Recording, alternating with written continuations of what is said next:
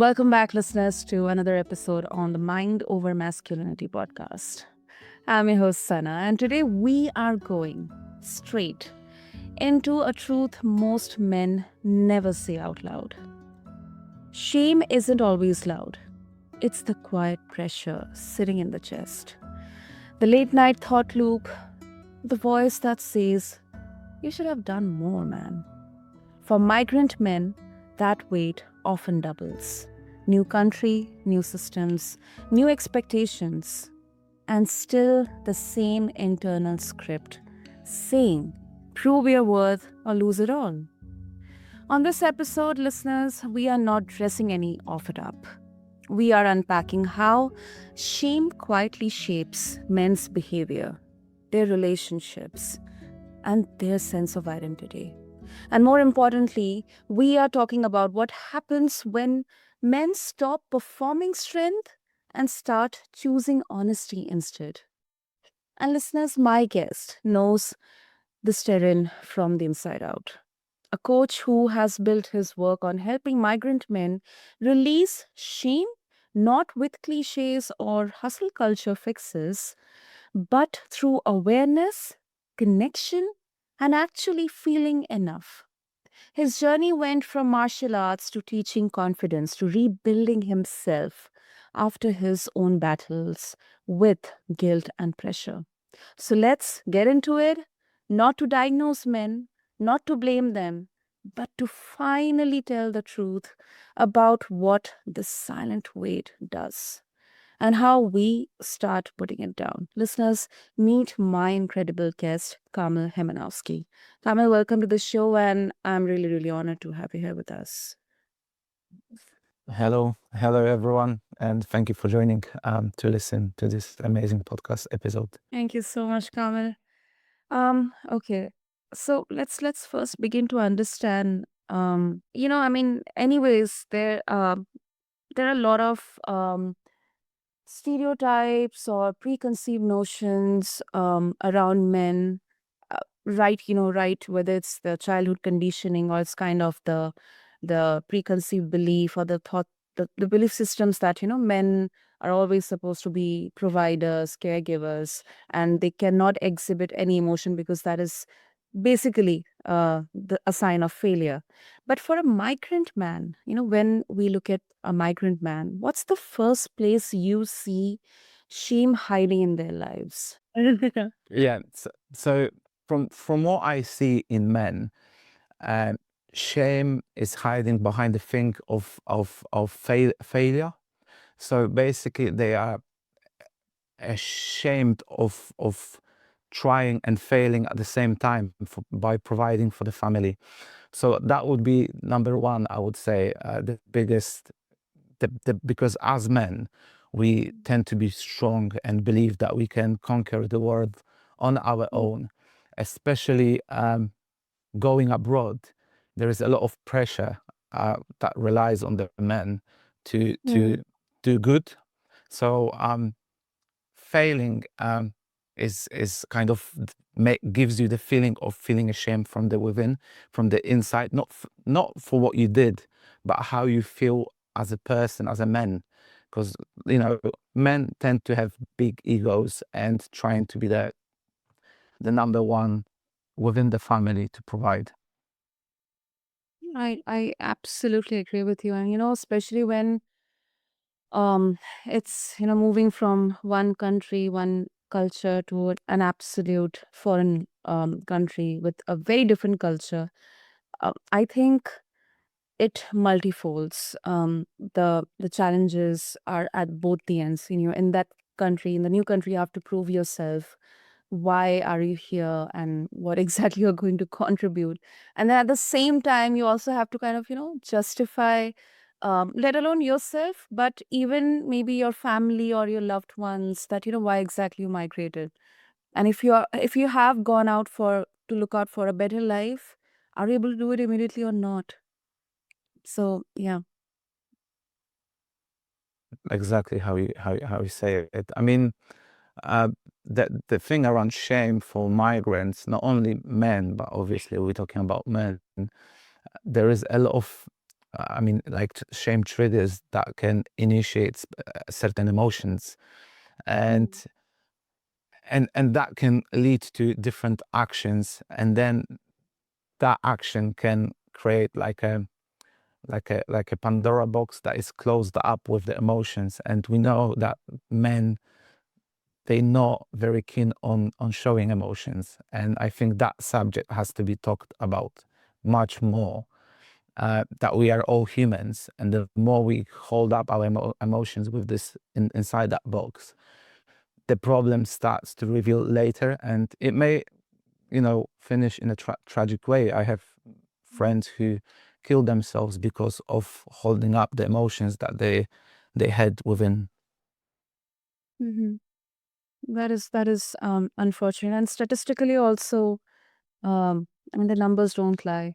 Um, I mean, if I can talk about India, the statistics are really, really worrying. We see the percentage of rates more in men than in women. It's not just that, I'm saying that no, women are in a better place, but it's, the conversations are either um, not encouraged more, or maybe it's kind of looked at from a point of, being, oh, you're a man, you're a boy, you cannot be soft. Mm, exactly, exactly. And um, and Kamil, how do you help a man notice it?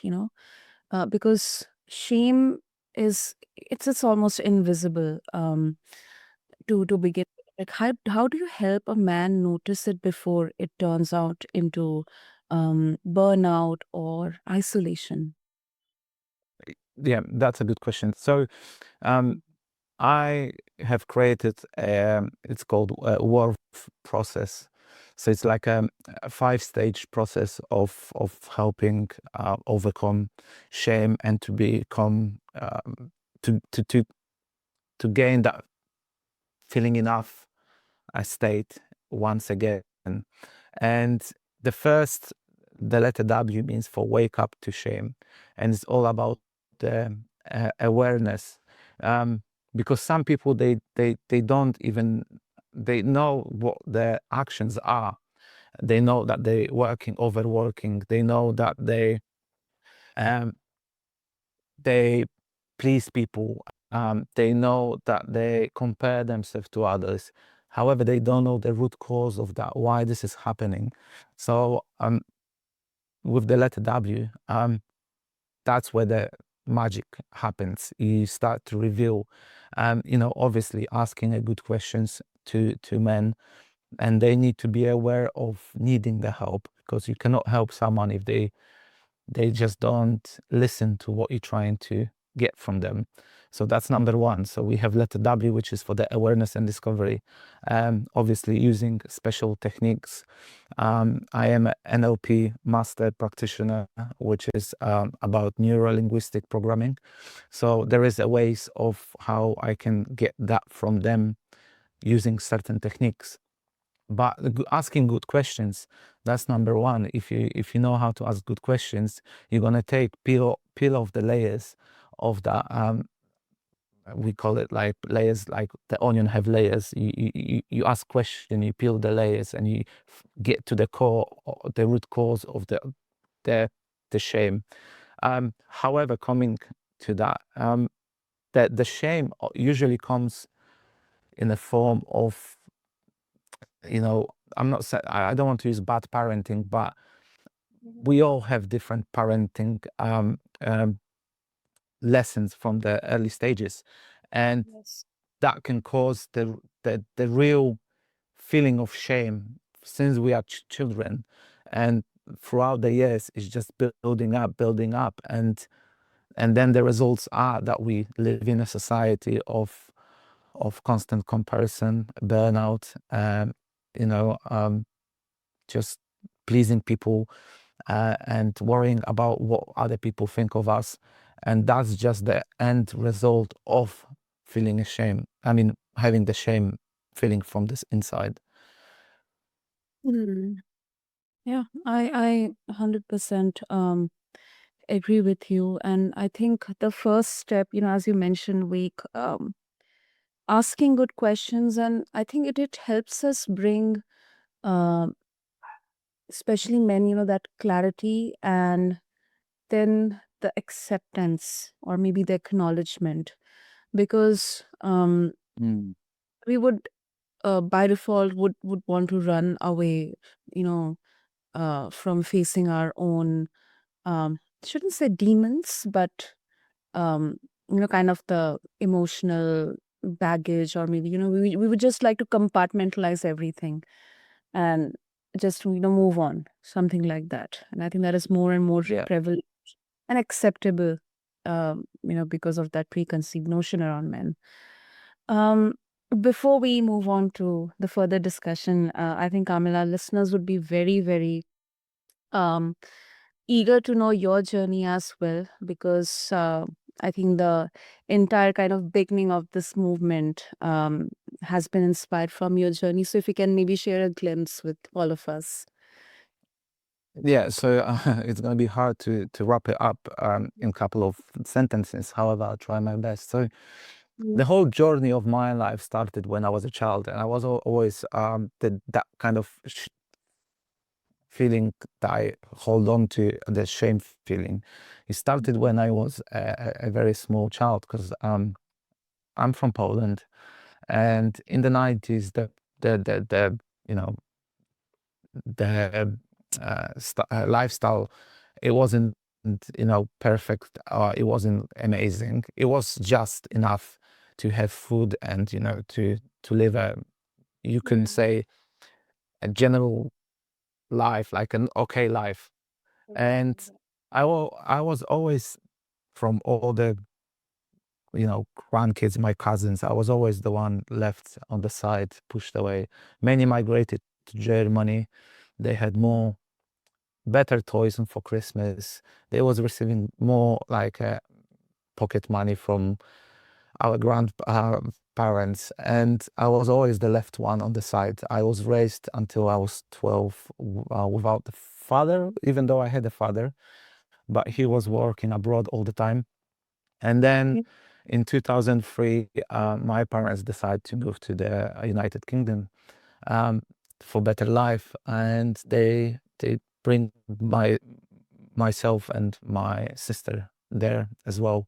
And it was very difficult because I didn't know any English, and that kind of shame feeling inside start growing as soon as I start going to school in London, um, because I was pushed and I was bullied on the racist basis because I didn't speak English. Okay. And that was like, that shame was growing within me. And I was feeling I'm not enough. I was feeling a little bit unworthy. However, to overcome that, I signed up myself to a karate club, and it was a Polish karate club, so I felt more confident. And from that, I had kind of two lives. One was very like a sports oriented. I used to go competitions. I used to, train hard. But on the other side, I met a wrong crowd, another Polish people who came to the United Kingdom at the same time, and obviously Mhm. there is like a tendency of people who have a good life in Poland. They wouldn't come to other country.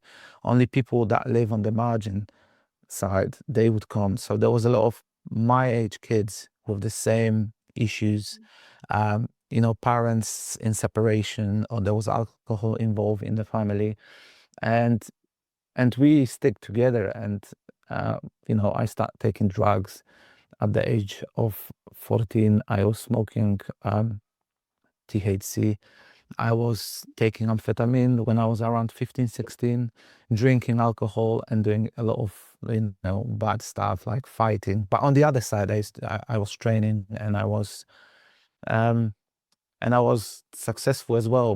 But, you cannot hold both sides equally, because it's, you have to go one or the other. And the older I was getting, around 16, 17, I have, um, did something silly and stupid, and I ended up in prison.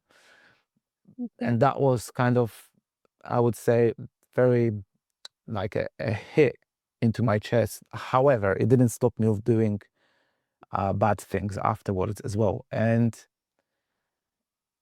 that was like my kind of lifestyle. I used to go party on the weekend, but at the same time, coming back at 2, 3 o'clock, I used to wake up at 5 a.m. to go competition. But I think I didn't use my potential to the fullest. I did win a lot of like European World Championships, international, national. Um, but I wasn't very, into it 100%.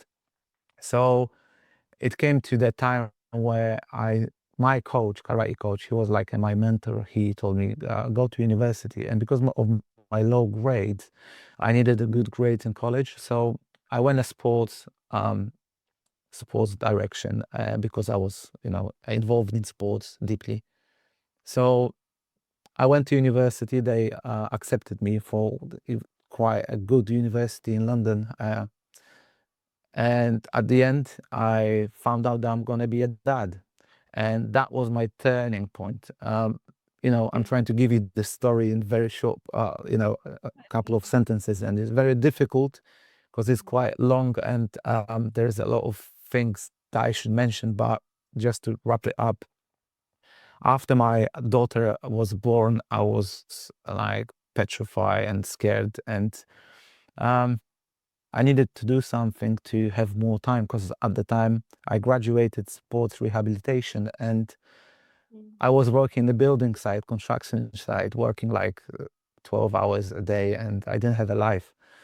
So then my coach was telling me, open a club, open a club, open a club. And I said, yeah, I cannot handle working so many hours in such a high demanding physically job.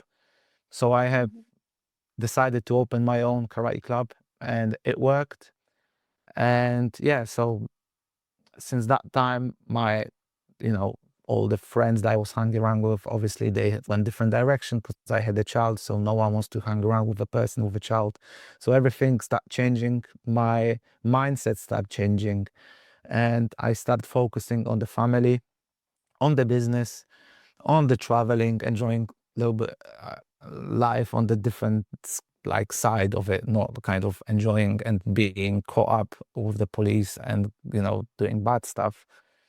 And then I start getting into personal development a lot, and reading books and listening to podcasts like you do when you get involved in it. And yeah, so I am now a coach, a migrant coach. I am a father of 3 now. I have 3 kids, and I have very well prospecting martial arts club. So, like I said, I try to make this like a brief version of the story, but it's quite difficult. But you can see the perspective of where I was and what I have to overcome roughly, and where I am now, and that's why I try to pass it on to especially men, that no matter where you are in life, no matter what things happen to you in life, you can still overcome it and shift it. And the saying that the 5 people you spend time with create your future, that's Yeah. I can sign under that, because my coach used to tell me, your friends are the problem. And because I was in that kind of environment, I couldn't take this and I couldn't, save it in my head. Like, that's not true. But now, looking from that perspective of the person going through all that things that I went through, I can definitely say the time you spend with the first 5 people, like you meet, the most time you spend with the 5 people create your future. And now I shifted this, and you can achieve anything in your life as long as you're gonna have a plan and you're gonna prepare for it. Wow. I mean, even if it was short, Kamil, but I think, oh my goodness, it has been a journey. It has been a journey. It has been, um, I mean, I don't have very specific words because there have been there have been so many things happening, and I am not in the right place to actually say that I can understand, because um I haven't had the opportunity. Although in my country, I mean, there are places or states or cities, where you'll find a complete different culture, language. Sometimes even within country, I feel like, my goodness, where have I come? I feel very lonely or Mm. ill. But then, um, moving from one country to a complete different, I mean, entirely a different foreign alien country, where language, culture, people, and then, of course, there are so many kind of, you know, stereotypes or sometimes hates as well. So, uh, I mean, and I think that's why parenting for you has been that, guiding light or that gift. Yeah, definitely. I think the parenting side, you grow up as a person inside, and you start looking at the things completely different. I'm talking from my perspective as a person who was like, always I have, uh, like I was strong-minded. I didn't allow people to tell me what to do. I didn't allow people to dictate what I should do or what I shouldn't. But because of that shame I had seeded during my childhood and that process when I came to United Kingdom, I went to school. I wanted to show to everyone that I'm worthy, and I think this is the clear example on how you can do good things and bad things with the same shame feeling seeded into you. Because in a way, because I hated myself for the person I was becoming. And because if someone is telling you go back to your country, we hate you, we don't want you here. When you're in that, when I was a child back home, when everyone got better things and you was having the last thing that was left or less pocket money, you start feeling, am I not good enough? What's wrong with me? And you start questioning what's happening with me. So then that shame comes and says, something is wrong with me. So it's not what I did, but it's how I feel inside. So then that feeling was continued because my dad used to drink on the weekends, and he used to tell me that I'm gonna be no one. I'm not gonna achieve anything. And that wasn't the time when I was actually winning competitions in karate and kickboxing. And that was another thing. So the layers are building of that shame, feeling, oh, I'm not good enough. And because of that, I wanted to prove to everyone that I'm going to be a good fighter, that I'm going to be winning competitions. So I used to train a lot. But on the other side, I wanted to show with this kind of group of friends that I was hanging around with that I can punch someone first, that if someone I can take that drug. So I never did, but I want to show them that I'm worthy. Look at me. I can take sweet, smoke weed, or I can take amphetamine, or you name it, acid. Like I was the first one to do it, not because I wanted to, but I wanted to feel like for a moment that I'm worthy.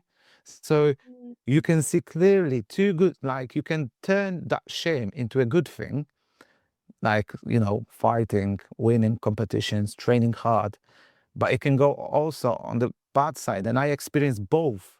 and and I can actually express how it is to do both good and bad at the same time. Even though I'm not proud of it, I'm happy I did it because it shaped the person like I am who I am at the moment, and I can help other people, and I can understand other people's feeling of shame, especially moving to different country. So it's not like I've learned this, I've lived through it. So if anyone is listening, um, I'm here for you. That is that is something that I absolutely connect with, Kamil. I mean, um It's unfortunate. However, I think if we look at the brighter side, you have seen both the best and the worst, and that's why I think you are able to help um, other men as well, to tell them what Mm. not, not tell them but guide them, show the way or show the light on what not to do, Yeah. and both sides of shame. So Hmm. we spoke about the letter W Yeah.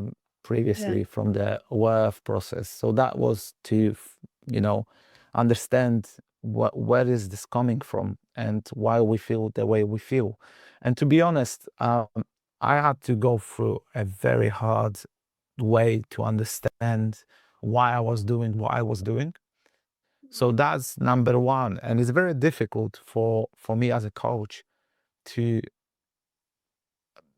persuade person to understand, because so many people are in denial. They think nothing is wrong with them, and Mm. I started to understand all of this when I went on the therapy. I was on the psychotherapy for 6 months because I was feeling that my emotions are blocked, that there is something wrong with me because of the childhood, because of the situations. Because in a way, you can say that all the situations from my early adulthood and childhood, you can call them a traumatic experiences, because going to prison at the age of 17, 18, it's Mhm. traumatic for the person who is, um, I want to use the proper word, like aware of how, of what's happening. Because there are so many people. I had many friends who was in prison for 5, 10 years, and they don't care. But if you have a person who wants to look up the future, and it's not the real me that wants to be in prison, it's very difficult. Because I was winning and I went to prison. I was winning competitions. I wanted to go university. And when you are sentenced to prison, you feel like, how this have have happened. So I think all those experiences was very traumatic. And I could see raising my kids, how I behave, how I raise my voice, how I am for them. Like, I start to repeat the same pattern some of that my parents used on me. So then I decided something has to change, something is wrong with me. So that awareness process, I've revealed myself. No one told me. So I went the hard way. Obviously, in the psychotherapy, there was a lot of emotions happening, and I learned how to cry. I've learned how to express, how to feel happy, how to feel sad, and everything. Uh, Before, I used to hide under the alcohol. So that's another thing that I didn't mention here. This is a big problem with especially men. They hide their emotions under the alcohol. So if they are happy, they drink. If they are sad, they drink.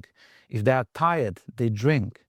Uh, you know, there is, like, if they celebrate something, they drink, and everything goes into the drink because they don't know how to work with the emotions. Like, and that was very revealing point for me on that psychotherapy, because I've just understand why am I was doing what I was doing for all my life. So so that was the awareness process. The number, I mean, the letter O from worth. O, it's the emotional safety and release.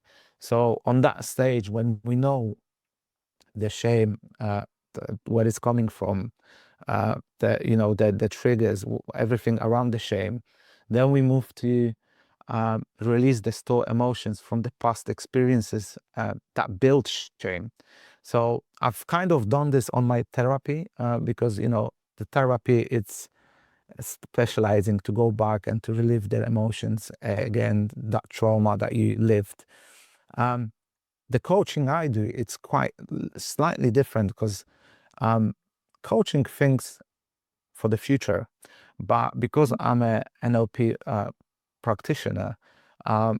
it's like is like hypnotherapy in a way. You go back, and not to relive the trauma, but to remove the emotional change. So you go back in time, and you don't want to feel the same emotions, but you want to remove the emotional connection with the certain situation. So you know, we have W, wake up to the shame, then open the wound, and then letter R is for rewrite the story. So as we have that kind of shame awareness, then we move to emotional triggers, to go back and just to remove them. Then we go to rewrite the story. For example, if our story says, I must prove myself, I need to show to everyone that I'm enough, to change it to I'm already enough, to make it myself, to look at the good things that we had, rather than searching that, through comparison, looking at others and thinking, I'm not good enough, they have better, because everyone is different, and we have our own paths inside of our lives. And I didn't understand this previously. I used to compare myself to every single person I've seen who had better things, materialistic things than me. Someone had a like good job, and I used to say, well, I need to work more because I need to have the same. Someone had better car, the same. And it was constant fighting inside. Constantly I used to fight myself for the things that wasn't mine. It was someone else's things. And I wanted the same because I didn't feel enough. I felt unworthy. I used to look at the mirror and say, I hate myself. So we have WOR. And then the next, nearly the last one, letter T, is take back your power. So sometimes within our lives, we have behaviors and we don't have boundaries. So we behave in a certain way, like other people wants us to behave.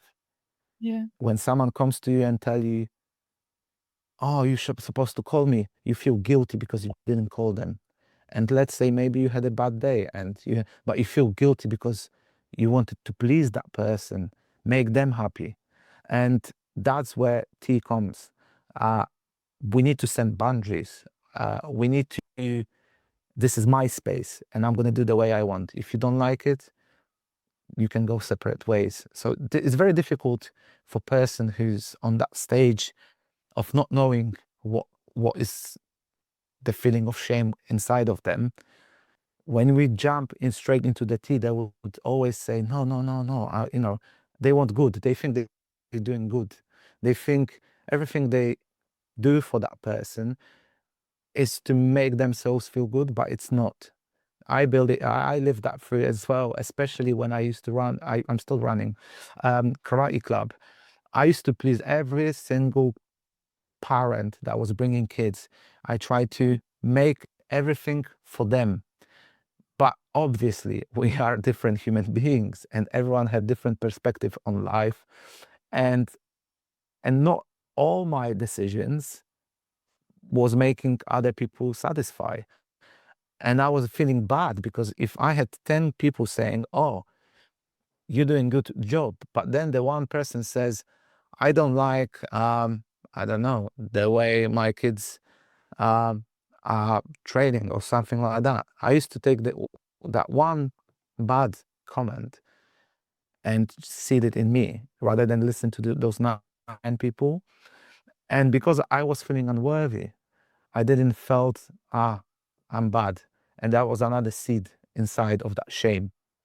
So we have to set boundaries, change our behavior towards, people, um, towards our time, our work, energy. We have to protect our health and peace. So that's letter T. And moving on, the last one, H. Yeah. So H is the honor your worth. So it's embodiment, the integration. It's to make our worth a lived habit. not just like a mindset. We need to believe that we are worthy. This is where the clients start living from peace instead of chasing all the time to feel enough. So this is like through you can embody this through daily practices and routines. So it's like the finishing touch for that worth process, to tighten up and to be, to heal that person from that shame. So yeah, I understand. I talk a lot now, but I just wanted to go for that process for, if anyone listens, just to see the way it's staged up, and we cannot skip any stage of that process. It has to go in a sequence, and yeah, and it's working. That's the thing, it's working. But the hardest one is to start. Hardest one is to get to that W, and wake up that shame that is inside of us. And if you don't know something exists, how can you help? Exactly. Wow. And I was like, yeah, it is a long explanation, but I think it really feels, first of all, it feels so good to share. And secondly, the process itself, it's a journey of its own. It's, a kind of a, I can say a frame, not framework, but um, one step further to get that sovereignty or that agency of yourself, and not exactly control, but maybe change the entire picture. What maybe silently, um, within yourself you have been dreading about, that this is going to be my fate, this is going to what happened to me, because people have told me over and over. I've seen my parents, my father, maybe my mother, I've seen my siblings, and that can really really consume you, it can really really eat you up from within. So Yeah. thank you so much, Kamil, for sharing and explaining beautifully, very, very profoundly, on the worth approach, and also being very frank, and really, really you did a great job, because it is difficult to kind of share so much about your journey, right from childhood to the present day. It is, but thank you so much. And before we wrap up, if listeners, they would like to connect with you, they would like to share their thoughts with you, and also get access to your work, what would be the best way? So obviously I have a website, kamilhejmanowski.com, but most of work are on my social media. So I'm very active on TikTok, and I have a lot of content around shame and migrant shame on that platform. I also post similar stuff on Facebook and Instagram. So if you want to find me, it's Kamil Hejmanowski, or if you type number one migrant shame coach, you should find me on that as well. So if anyone would like to connect, you're more than welcome. Super, super. You know what, listeners? I'll make this very easier for you. I'll have all these details in the show notes. So please feel free to connect with Kamil, share your thoughts, check out his work, his resources, and check out, connect with him on social media, on TikTok. And also, if I think this conversation has been, I think it wasn't about blaming men or painting them as broken. It is about naming the invisible weight they carry. And as I said in the intro, shame isn't loud, it doesn't announce itself. It just quietly shapes how men love, work, provide, complete, care, and also seek belonging. So, if you are a migrant man listening to this, Know this: you don't have to earn your right to exist in a new country. You don't have to justify your place. You are already enough. And the moment you stop negotiating your value, you start becoming who you were meant to be here. So, Kamal, thank you once again so much. And thank you to all the listeners for tuning into this episode of The Mind Over Masculinity. This isn't just a podcast, it's a space where men finally get to breathe. And today, hopefully, you felt that exhale. Until next time, this is your host, Sana, signing off. Thank you.